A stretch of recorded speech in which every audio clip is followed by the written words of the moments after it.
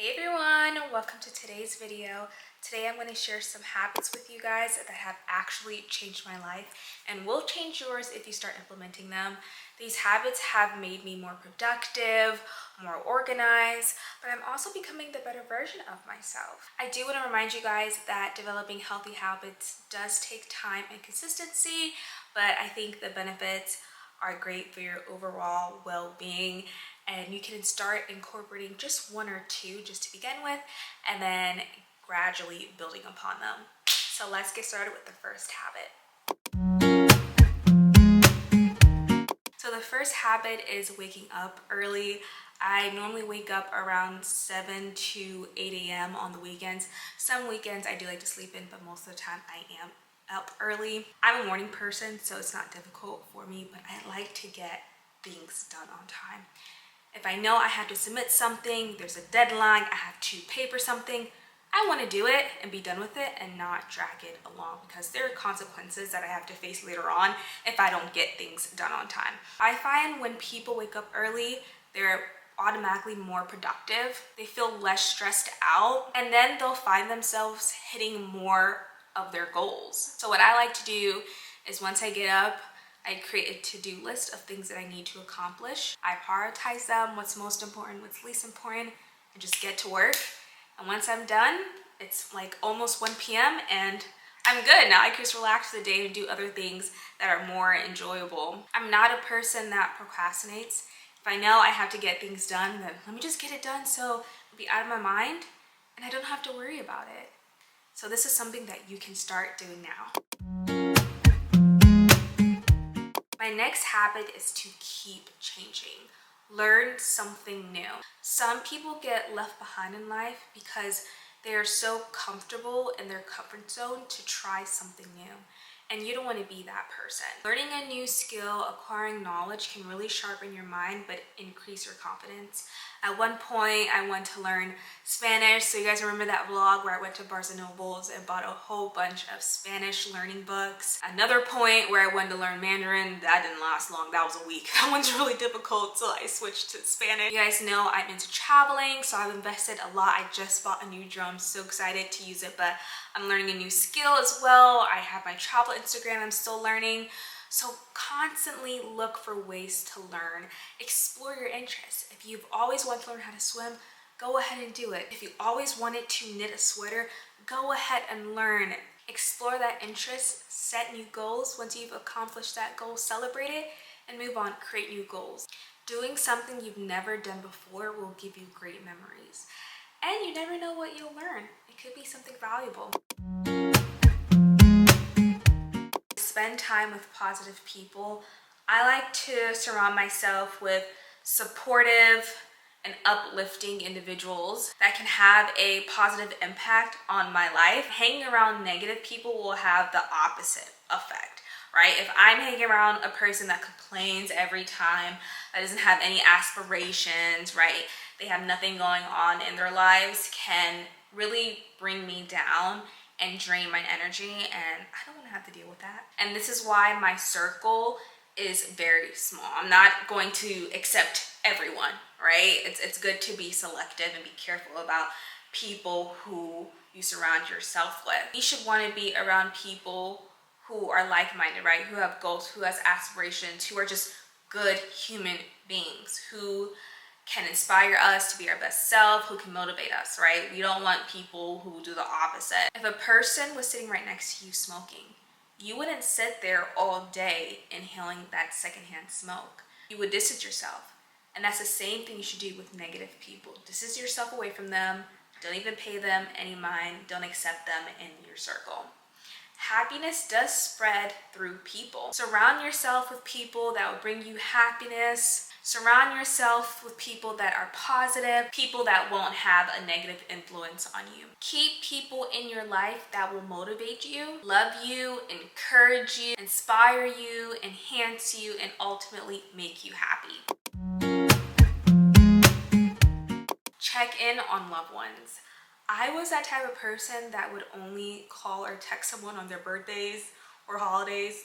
Sorry, Grandma. It's just, life gets busy.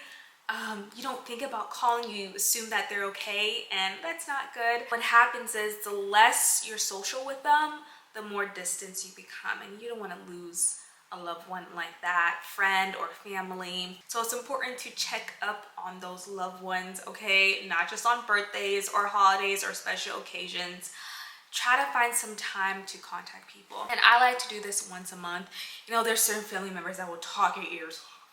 And sometimes I don't like to be too social. I don't have time for that. But for those people who do like to talk, I'm like, okay, this Saturday I'm gonna talk to this person. Let me clear up my calendar because I know they're gonna talk my ears off. We're gonna be on the phone for hours. Let me check up on them, and you know, I'm done with that. And the next time I check up on them will be the next month. So I encourage you to set aside some time, even if it's just texting. Check up on those people. Make sure that they're doing okay, and don't make that assumption that they're okay. I budget every month, and this helps me save money because it shows me how much I'm spending in categories like entertainment, eating out, self-care. It shows me what I need to cut back on. Now, if you have financial goals, how will you reach them if you don't know how much you're spending? A budget can really set you on the right path to reach your financial goals. Spending within your means, saving for retirement, building an emergency fund, and analyze your spending habits. If you guys are interested in budgeting but don't know where to start, I do have a video on that. I will link my budget expense sheet I got from Etsy. I think it was around like $10. I'll link that down below in case you guys are interested. So I encourage you, if you are already not budgeting, go ahead and do that to manage your finances. Start investing in yourself. Make sure you're practicing self-care. Make sure you're making some time for activities that will nourish your mind, your body, your soul, such as a relaxing bath, watching a movie, journaling, reading. I like to do this at least 3 times a month, maybe like once a week. I'll just sit on the couch, lay down and read. I'll watch a new movie. Sometimes I do like to get my facials done. It's relaxing for me. I love getting facials and getting pampered. I got my nails in recently. That's a form of self-care. You can engage in a hobby that you enjoy. If you enjoy swimming, go ahead and do that. If you enjoy knitting, spend an hour by yourself if you want to, with other people, and just focus on knitting.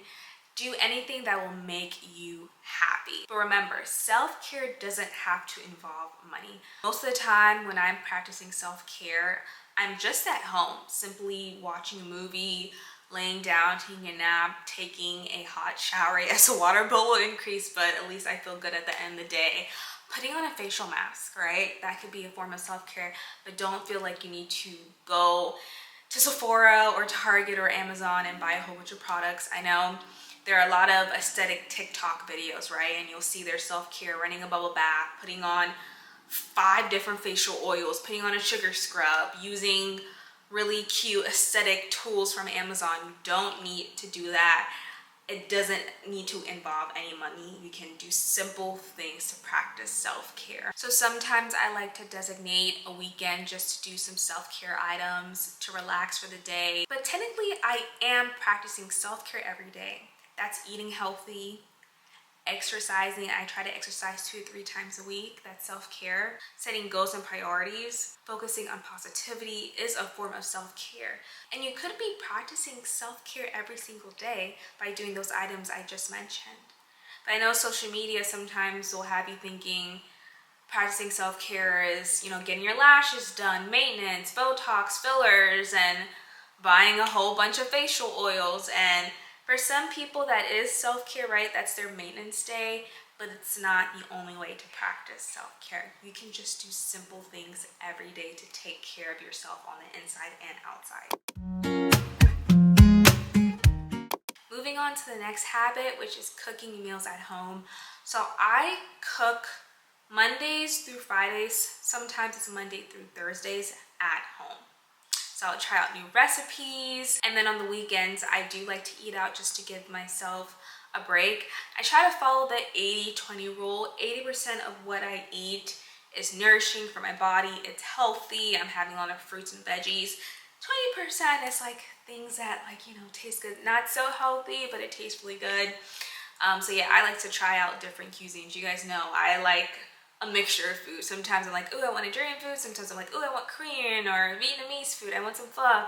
And I'll do that only on the weekends. I love trying out new recipes. So I enjoy cooking. There's so many benefits of cooking at home. You're saving a lot of money. It's healthier to cook at home. You can control the portion size and you know the ingredients. You know exactly what's going into your food. But it's also fun sometimes, like trying out new recipes. I love making oven baked meals. So like, let's just say you want rice, chicken, and broccoli, right? You can put the rice in the rice cooker so you don't have to wait for it. It's hands-free. You can season your chicken and season your broccoli on the same pan and put it in the oven, and then boom, it'll be done. So you're not standing there at the stove and watching the food. You can just set the timer, and then once that timer is off, the food is ready. So I like to make oven baked meals. They're so much easier. It helps me out through the week. But I would say, like, be realistic with this habit. Start off slow again. Twice a week. And I'm pretty realistic when I cook. I'm not cooking for more than an hour. I just can't deal with it. I could be waiting for the rice for, 40 minutes, but tops is like an hour. That's it. I'm not making like gourmet meals. It's something pretty basic, like rice, shrimp, and like broccoli, right? Or rice, chicken, and something else. I know it can be convenient to eat out, but cooking at home has many advantages that can lead to better health, happiness, and overall well-being. So I make it a habit to read each week. I don't have a set number of pages. I don't have a specific time. I just read whenever I want to, and that's usually like each week at night, because reading helps me fall asleep faster. So I will read like a couple of chapters. We all know the benefits of reading and how it can really strengthen our mind, the knowledge that we get. It helps with communication skills. But I want to talk about how to get in the habit of reading. So first, find a book that really interests you. You don't want to read a book that's boring because it feels more like a chore, and you're most likely going to take a really long time to read it. So find a book of your interest. So sometimes when I'm finding a new book, I search on Google like the best, if I'm interested in reading a self-help book, I'll say the top 10 best self-help books for that year. So the top self-help books for 2024, and I'll look at the list. And I'll make a list. I'll go to Barnes & Nobles and take a look at them and see which one I want depending on the price.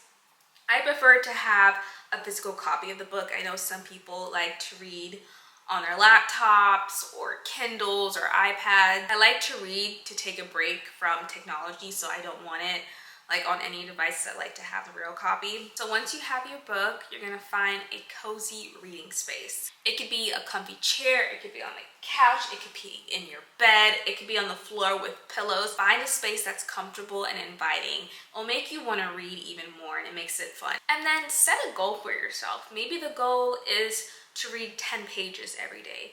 Maybe the goal is to read 10 minutes every day.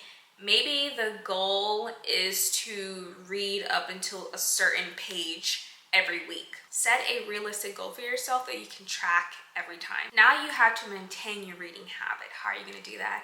Well, what I did was I had a goal and I wrote that down in my iPad, and every time I completed that goal, I marked it off and created a new goal. Sometimes the only reason you stop reading is because you don't have another book lined up. So make sure you have a long list of some interesting books you want to read. It makes it easier to move on to the next book once you're done. And you can also keep a reading log. Some people like to use this app called Goodreads. It's an easy way to track your reading, but also find suggestions.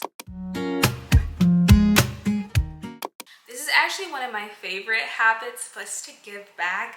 I really enjoy volunteering, and I think it's important to help your local community in any way that you can. So I volunteer a lot at work, whether it's talking to students about my experience, giving them career advice, talking about my day-to-day as a software engineer, helping recruit at conferences, helping out at hackathons, helping at food pantries. Any way that I can help someone, I like to do it, and I think it's fun. Why not help someone when you can, right? You might have a talent or skill that some people might need. In high school, college, I volunteered a lot, so I knew that, okay, Well, I'm graduating now from college and I want to continue with that. I'm so glad my company has so many volunteer opportunities I could be a part of, especially within the tech space. I didn't have a mentor growing up, so why not offer, some advice to people who really need it. So I encourage you to volunteer. I don't have a specific amount, like, oh, I want to volunteer like 10 times, a year or once a month. It's sort of like when I get emails about volunteer opportunities or anything that I'm interested in, I'm like, yes to it. I'm just always yes. If I can do it, if I have time for it, yes, I will do it. So I encourage you to volunteer, help out your local community. It's a great way to connect with people around you. I do think that volunteering should be mandatory in high school. I know in my high school it wasn't. I did it because I wanted to, but it really does help you grow as an individual. You'll learn leadership skills, communication, problem solving, relationship building. I mean, the list goes on, but there's so many benefits. I just feel like it should be mandatory. Maybe like you have to complete 30 hours, or like 10 hours of community service throughout the semester. So I encourage you to volunteer as much as you can. Practice good hygiene. Personal hygiene is how you care for your body. So that could include washing your hands, brushing your teeth, showering frequently is all important. When someone looks at me, I want them to think, ooh, that person looks like they smell good, they take care of themselves, they look put together, because people will judge you based on how you look, right? But I remember at work, I was coming out the stall, there's 3 of us. There was one lady washing her hands, the other lady came out the stall and went straight out the door. The other lady looked at me and I looked at her and we were just like, wow, that is so nasty. The person didn't even wash their hands. I don't know if they just didn't feel like washing their hands and they were gonna use hand sanitizer afterwards, but that's really disgusting. I just couldn't believe it. I was like, people are not washing their hands after using the bathroom? This is just the basics, right? So some people don't do that. I want to make sure that we do that. Brushing our teeth every day. Flossing. I know, flossing is just, I never flossed in high school until like junior or senior year. I didn't realize the importance of it. I just didn't care. So I make sure I do floss every single day. Covering our mouth and noses when we sneeze or cough. That's just the basic, right? Right? With your elbow or tissue. I remember one person, I was talking to them and they just coughed right in front of me. I mean, like, and I was like, oh my, I was like, They didn't even attempt to like reach, go into their elbow or even just cough the other way. They just coughed right in front of me. That's so disgusting. We want to make sure that we're not spreading any illnesses or diseases. We want to make sure that we're covering our mouths. Some people just don't get it. So practice good hygiene to take care of yourself. Congrats if you made it to the end of the video. You have learned 10 habits that will level up your life. If you found this video valuable, let me know down below and let me know what habit has changed your life. I would love to hear it. So I'm gonna leave you guys here to start thinking about how you're gonna implement some of these habits that I just talked about, and I will see you in my next one. Bye.